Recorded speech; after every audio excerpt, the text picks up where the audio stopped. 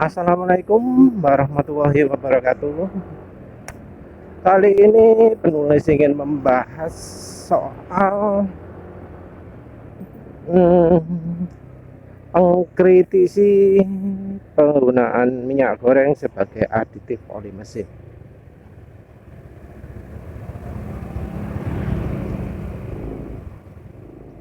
Sebenarnya apa sih yang sering diomongkan sama mereka itu yang kira-kira serius lah ya? Mengapa kok kira-kira serius? Karena ya mereka itu kebanyakan itu adalah eh, membuli ya, bukan untuk cari ilmu. Kalau diomongi yang benar nggak akan bisa masuk. Diomongi dasar ilmu macam-macam mereka nggak ngerti. Karena ya tujuannya untuk komentar itu adalah mencari kesenangan dari kesusahan orang lain lah, modelnya kayak gitu. Di ya komentar-komentarnya gampang lah, pakai WKWK, pakai gambar meme seakan-akan bijaksana ya gitu-gitu. Kalau yang nggak serius-serius itu modelnya ngomongnya kayak pakai pisang aja bisa halus. Iya, butuh berapa banyak pisang untuk bisa bikin mesin suaranya halus ya. Itu paling juga hoax. Gitu ya, entah mengapa jadi dipercaya emang beneran pakai pisang tah. Beneran tah pisang itu bisa bikin suaranya halus. Tapi ya itu yang dipercaya mereka. Kita nggak bisa protes ya. Soalnya kayak penulis sendiri yang nggak akan demokan. Ini kalau pisang bisa beneran halus, enggak. Ngapain lah. Lah ya aneh juga kan, dia murah tapi bikin mesin halus cukup dengan menambahkan minyak goreng ke oli mesin. Gitu diprotes ya, diprotes karena katanya eh, minyak kelapa sawit itu cocoknya cuma jadi minyak goreng, nggak bisa untuk lain-lain gitu. Padahal kalau kita argumennya nggak gitu, semuanya kan asalnya dari kata-kata minyak ya, minyak. Kalau kita pakai kata-kata minyak, ya minyak goreng itu termasuk minyak juga, nggak cuma dari bahan yang dari minyak bumi oli grup satu itu. Siapa sih yang bisa ngomong eh, minyak goreng itu cuma bisa jadi minyak untuk goreng kok? Kenapa nggak cari tahu asalnya? Apa, apa orang itu langsung tahu, oh minyak minyak kelapa sawit itu cocok untuk goreng. Itu apa langsung, oh saya mau goreng, oh iya ini harus pakai minyak kelapa sawit? Kan enggak toh, mesti lewat penelitian dulu. Sama-sama dari bahan nabati, kenapa kok enggak misalnya minyak jarak gitu dipakai goreng gitu? Kenapa kok harus minyak kelapa sawit? Nah, itu kan prosesnya dari trial and error kan. Zaman dulu itu minyak bumi itu pernah loh dibuat masak, cuma baru ketahuan kalau pakai minyak bumi itu jadi sakit perut.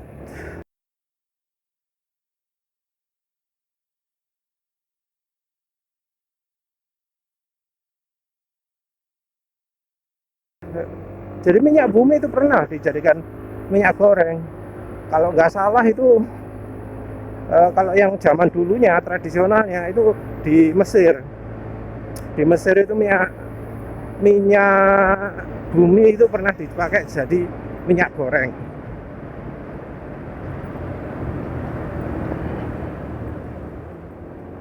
Tapi ya kemudian berhenti ya.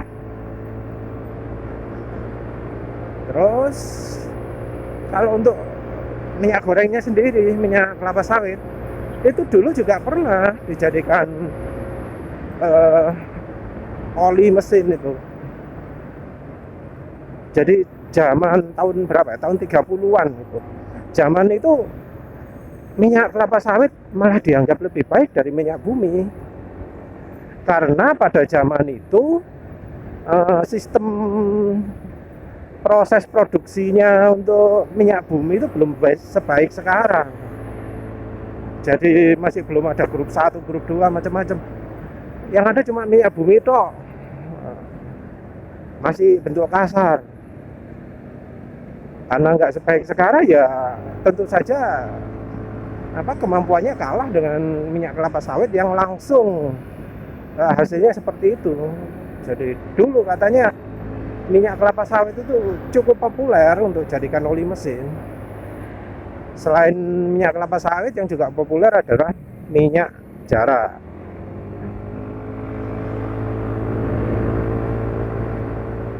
Jadi ya kita nggak bisa ngomong asal jeplak bahwa minyak goreng itu nggak bisa jadi oli mesin loh ya. Bahkan loh akademisi selevel dosen tek fakul apa mana wis lupa lah wis, pokoknya ada dosen di sebuah perguruan tinggi ternama Tikno mungkin ya, itu meneliti viability kemungkinan minyak goreng jadi oli mesin. Ada penelitiannya, ada.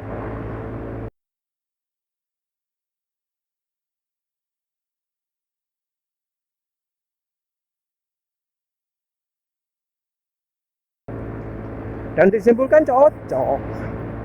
Cuma masalah terbesarnya adalah oksidasi dan daya alir minyaknya di suhu rendah. Jadi sebenarnya sudah ada penelitian itu. Jadi kalau ada orang yang ngomong nunggu penelitian, nunggu hasil uji oli dan macam-macam, penulis nggak yakin itu mereka bakal nyoba beneran, lalu sudah ditunjukin, disodorin depan mereka penelitian dari universitas ini, dari universitas ini. Nggak, paling nggak lah.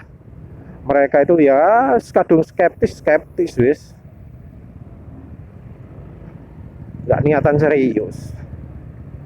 Ditunjukin penelitian macam-macam, paling ya universitasnya yang dikoplok-koplokan, bukan mereka yang mau mengakui bahwa minyak goreng itu diakui akademis, tapi mereka akan menjelek-jelekkan akademis itu, dan itu yang penulis alami. Jadi mereka kan ngomong itu nggak ada, itu penelitian nggak ada, itu nggak pabrik oli itu banyak profesornya itu. Kalau misalnya sudah beneran bisa, pasti profesornya sudah pada menyelidiki. Nah, penulis pun posting, ada ini loh penelitian di universitas, minyak goreng jadi jadi oli mesin, minyak goreng jadi aditif oli mesin.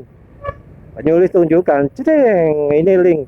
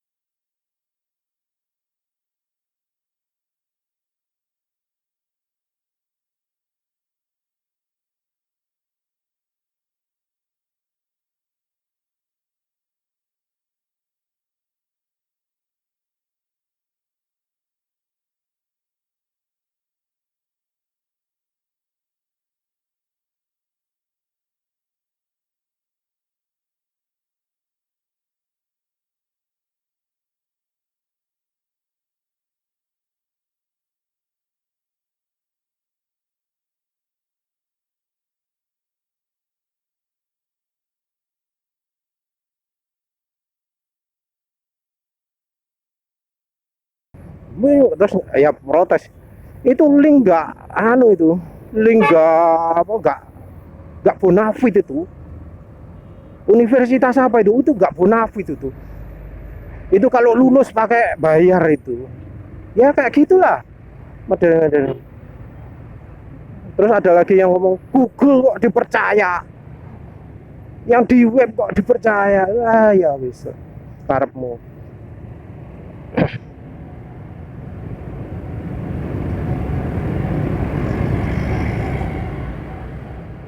Ya untuk mereka itu link-link yang ke Springer link atau ResearchGate atau apalah, itu bukan suatu apa, suatu tempat yang bisa dipercaya. Bukan, ya nggak tahu lah apa yang dijadikan, apa yang mereka jadikan pedoman. Penulis beberapa kali itu apa diomongin, nggak mungkin, cobalah bandingkan, jangan pakai buku online, pakai buku offline. Ini loh pakai Perry, coba dilihat di Perry. Penulis itu ya istrinya itu teknik kimia loh. Penulis waktu kerjakan tugas akhir, penulis itu bantu. Dan yang namanya pelumas itu nggak ada loh di Perry. Di Perry itu soal pelumas itu nggak dibahas pelumasnya, tapi cara makainya. Buku Perry itu tahu sih buku apa? Bukunya teknik kimia, tapi bukan tentang penjelasan proses kimia terutama itu. Ya ada proses kimia, tapi rumus-rumusnya bukan untuk menjelaskan satu-satu apa-apa gitu, enggak. Pelumasan dibahas, tapi bukan untuk apa? Bukan untuk menjelaskan pelumas itu sendiri, tapi untuk sebagai bagian dari melumasi mesin pabrik. Teknik kimia itu fungsi utamanya bukan untuk mempelajari ilmu kimia, tapi untuk mempelajari gimana caranya bikin pabrik. Jadi isinya proses-proses, proses membuat ini, yang dibutuhkan ini, conveyor, dryer, macam-macam lah. Jadi untuk buat pabrik teknik kimia itu, untuk yang nggak tahu. Terus apa soal penulis pernah diomongi soal apa, kan ngomong minyak goreng itu film strike-nya kuat, daya pelicinya bagus. Ya terus dijelaskan juga di referensi-referensi itu bahwa oli yang punya sifat polar besar itu cirinya film strength-nya besar, film strength-nya bagus, dan daya larutnya bagus. Dalam kategori ini terus oli grup 1 itu punya film strength yang lebih baik daripada oli grup 2 atau oli grup 3.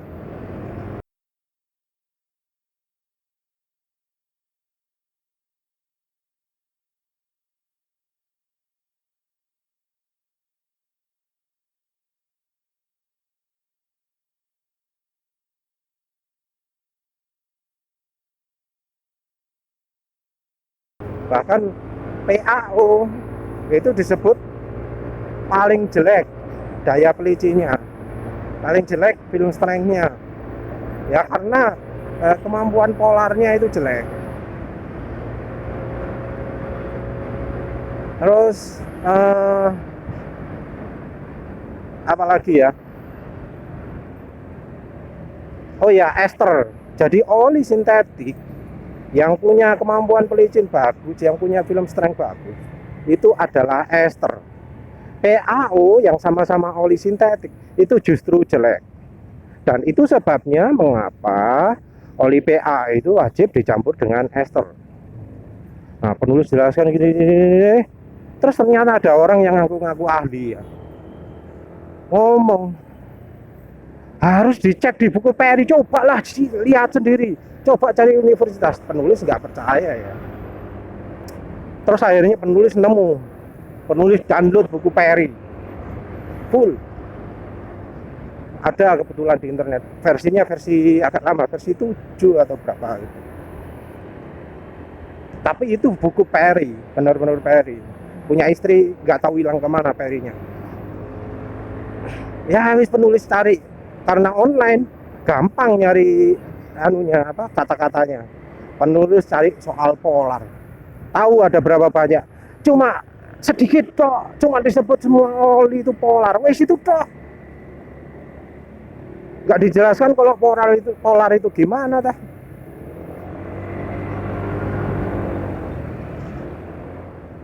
Nggak relevan belas nih. Kalau jadi kan ngomong apa kalau misalnya cari apa referensi oli itu buku Perry, referensi oli itu buku Perry. Sorry, itu anu itu menyesatkan itu. Buku Perry itu bukan buku penjelasan soal oli.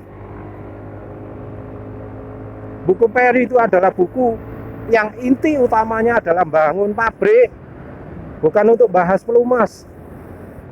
Buku pelumas itu buku paduannya bukan Perry. Teknik kimia itu bukan buat oli, bukan bahas oli, tapi gimana cara buat pabrik oli. Beda loh ya, beda. Iya tahu Perry itu buku pegangan teknik kimia, tapi teknik kimia sendiri itu bukan fokusnya bukan untuk membahas soal oli, enggak, bukan.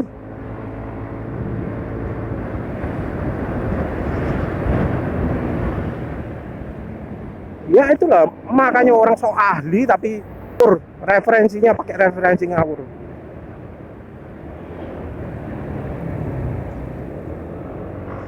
Mereka juga berani membodoh-bodohkan orang dari universitas lain, dari institusi lain.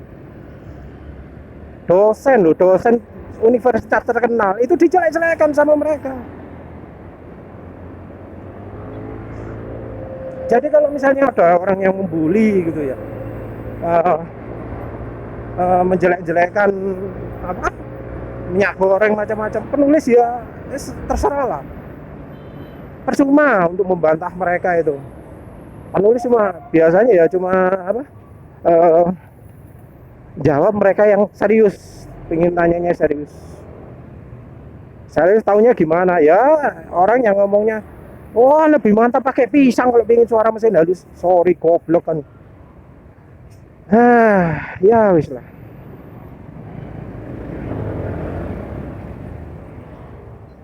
Terserah lah. Ada orang yang apa nganggep minyak goreng itu nggak bakal lulus penelitian. Ya mungkin mereka nggak pernah lihat penelitian universitas itu, karena mereka memang nggak cari. Yang ahli-ahli ngomong soal kalau misalnya benar pasti peneliti dari profesor-profesor dari pabrik oli itu pasti akan mencari. Ya tunggu dulu. Apa benar sih pabrikan itu pingin yang terbaik? Apa benar pabrikan itu pingin apa yang bisa apa bagus banget? Jangan lupa pabrikan itu fokus utamanya bukan apa namanya, bukan sedekah, bukan apa ngasih hadiah ke konsumen.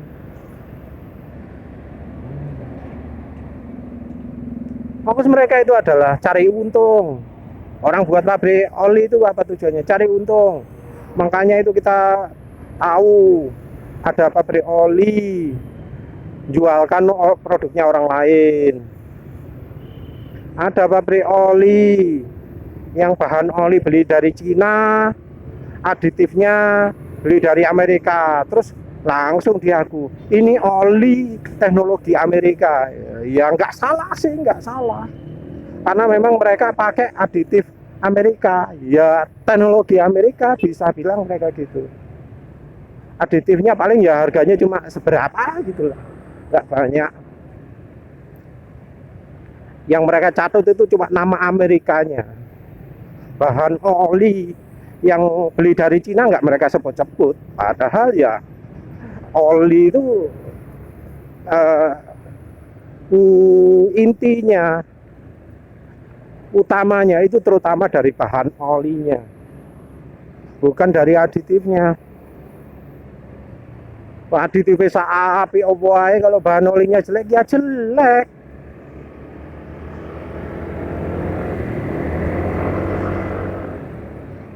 Nggak mungkin lah bahan oli jelek olinya jadi bagus, walau aditifnya harganya puluhan juta.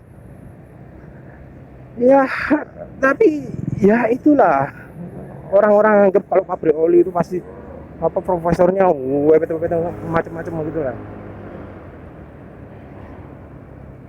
Dan mereka itu asal ngomong toh, asal ngomong toh. Jadi kalau misalnya ada profesor dari oli itu ngomong ini gitu, mereka belum tentu mempercayai mereka atau mempercayai omongannya ahli oli itu. Contohnya soal apa sih, Profesor Wickman apa Whitman siapa itu, oh terkenal itu profesor hebat itu, ahli oli itu, macam-macam lah pokoknya ngomongin disanjung habis-habisan profesor itu ya. Ya wes, katanya harus nurut itu, ya wes tak turuti. Penulis buka website, lihat ada file dokumen dan apa bisa di-download, itu disuruh bacakan penulis, tak baca, ataupun itu namanya banyak itu, harus meluangkan waktu. Ya wis ya penulis anu lah, baca dengan serius, ternyata ini wis. Ya wis ternyata apa ya, banyak fakta-fakta yang diomongkan oleh profesor itu yang justru dibantah oleh mereka. Jadi soal oli ya, mereka itu sangat getol, harus pakai aditif oli ini, wes gencar soal aditif, harus pakai aditif. Ngerti nggak apa kata profesor itu soal aditif? Aditif itu kalau kebanyakan, maksudnya aditif yang tambahan, yang aftermarket, itu kebanyakan nggak bagus. Karena apa? Karena aditif tersebut menambahkan spas, spas. Karena menambahkan spas, apa yang terjadi? Jadi menimbulkan kerak.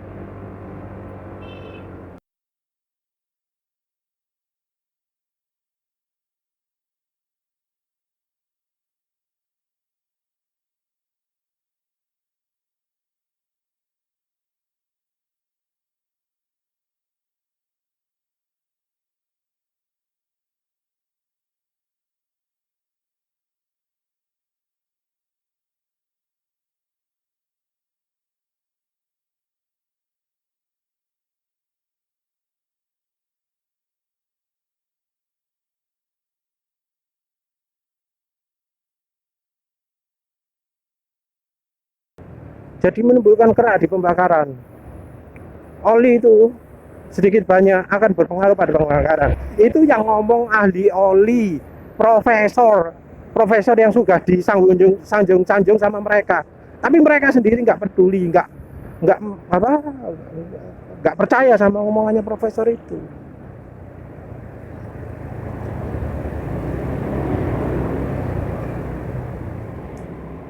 Ya kalau penulis sih setuju dengan profesi itu karena sesuai dengan pengalaman penulis. Pengalaman penulis gimana? Pengalaman antara pakai oli khusus matic dengan pakai oli yang untuk motorsport. Penulis itu lebih senang pakai oli motorsport. Kenapa? Karena olinya motorsport itu aditifnya minim, aditif extreme pressure. Waktu itu penulis belum pernah baca-baca yang katanya profesor itu, enggak pernah.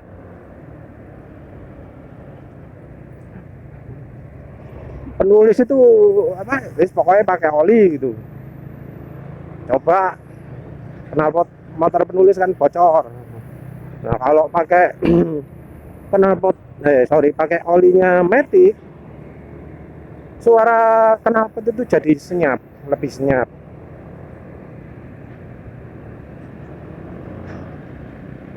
Nah bagus toh. Ya relatif sih, soalnya tenaga jadi berkurang juga. Tahu tenaga berkurang ya lihat dari top speed lah, gampang. Kalau motor nggak kencang.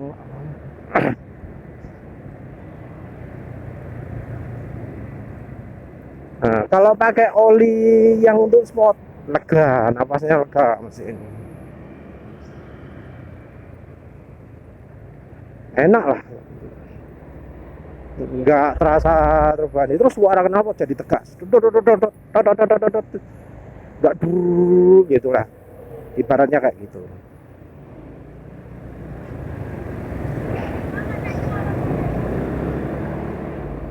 Ya terus ke minyak goreng, nah, sama lah, sama. Mereka itu ngomong nggak ada penelitian, nggak ada profesor nggak neliti. Ya itu kan kata mereka, karena mereka sendiri nggak nyari.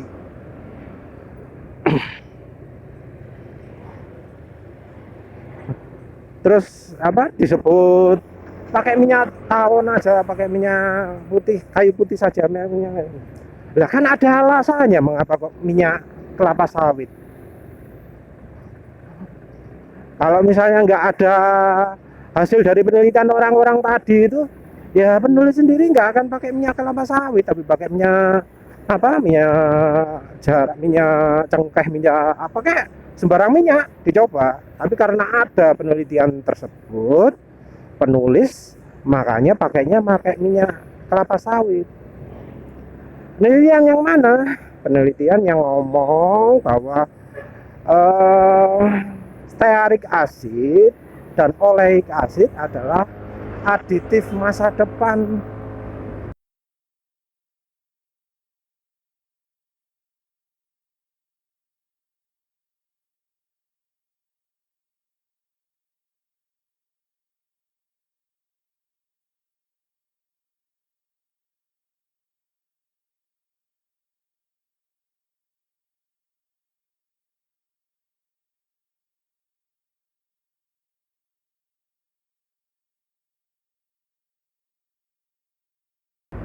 Adalah aditif pelumas masa depan. Karena itu penulis pakai stearik acid. Pakai minyak kelapa sawit. Karena apa? Minyak kelapa sawit itu ada kandungan stearik acidnya, ada kandungan oleic acid. Stearik acid sekitar 5%, oleic acid itu sekitar 45%. Itu yang bikin penulis pakai minyak kelapa sawit. Minyak kayu putih nggak ada itu minyak, apalagi minyak apa sih, minyak ya Skandapura, minyak apalah, minyak tawon lah, minyak cengkeh lah, minyak atsiri ya, golongannya minyak atsiri. Ya karena penulis carinya itu oleic acid sama stearik acid. Minyak lain apa ada itu? Ada, tapi kandungannya nggak sebanyak minyak kelapa sawit. Contohnya ada minyak kelapa, itu kandungan oleic acidnya lebih sedikit, kandungan stearik acidnya lebih sedikit. Kalau dipakai di motor ya emang terasa beneran. Halusnya itu kalah dengan kalau pakai minyak kelapa sawit.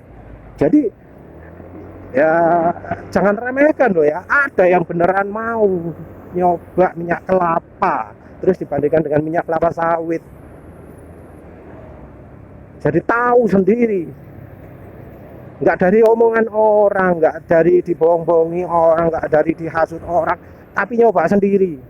Nah nyoba sendiri ini juga yang jadi faktor penting. Orang yang bantah itu adalah orang yang malas untuk coba sendiri. Itu titik, itu intinya guys, malas untuk coba sendiri. Mereka ya merasa sudah paling tahu walau nggak pernah coba. Itulah anehnya. Biasanya orang itu apa, yakin itu kalau udah coba. Ini nggak pernah nyoba, tapi sok tahu. Itulah makanya ya nggak perlu terlalu digubris lah orang-orang yang eh, mencaci maki minyak goreng itu, karena ya intinya itu mereka sok tahu padahal nggak pernah nyoba sendiri. Ya wes lah, itulah intinya ya. Terima kasih udah menonton. Assalamualaikum warahmatullahi wabarakatuh.